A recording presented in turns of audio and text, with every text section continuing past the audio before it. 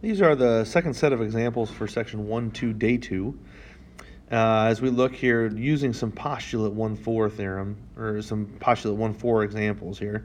And if you remember in postulate 1-4, we talked about how any three non-collinear points, there's exactly one plane in it. So essentially, what they're going to do is they're going to ask you, give you 3 points and tell me what plane contains those 3 points. Okay. So as we look here at our first example, it says what plane contains points N, P, and Q, and it wants you to shade the plane. Okay, well, let's do this first.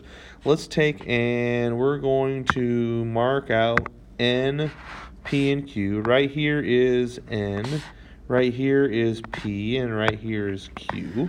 And the key to these also is figuring out, okay, what's the 4th point that goes with that side? Well, as you look at these, you see N, P, and Q are marked. Well, the 4th side that goes with that, or the 4th point that goes with that, is R, which in this case, the plane that happens to be, that contains the points N, P, and Q is the bottom plane that I'm coloring in here. That's how I'm shading it in.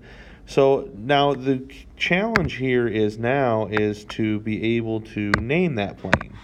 Well, kind of deceiving in that it looks kind of hard, but it really isn't, to be honest with you. As you look at this, how many letters does it take to name a plane? Well, it takes 3. Well, they give you the 3 letters to name your plane. Plane N, P, Q. Okay? The challenge part is being able to shade it incorrectly and finding that 4th point.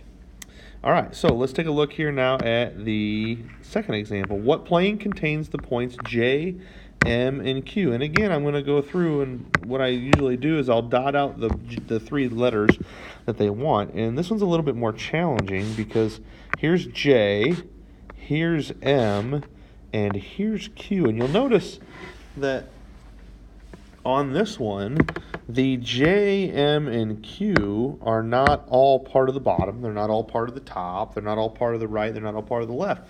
And as a matter of fact, this plane is a plane that you don't see very often. And what I'm going to do here is I'm going to follow out from J to M, and then I'm going to go down to Q. And as you see that, you'll see that this kind of cuts diagonally across the shape here. So the other letter here is letter P. This is the diagonal, and I'm going to go from P to J. So I've kind of outlined this spot here. This is the plane, the diagonal plane that cuts across this shape. And when I shade this in, and see if I outline it from I follow the dots, it's much easier to shade in, and it's the diagonal plane across. Okay?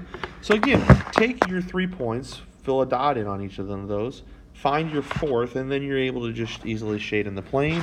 And in this case, I'm going to name this again.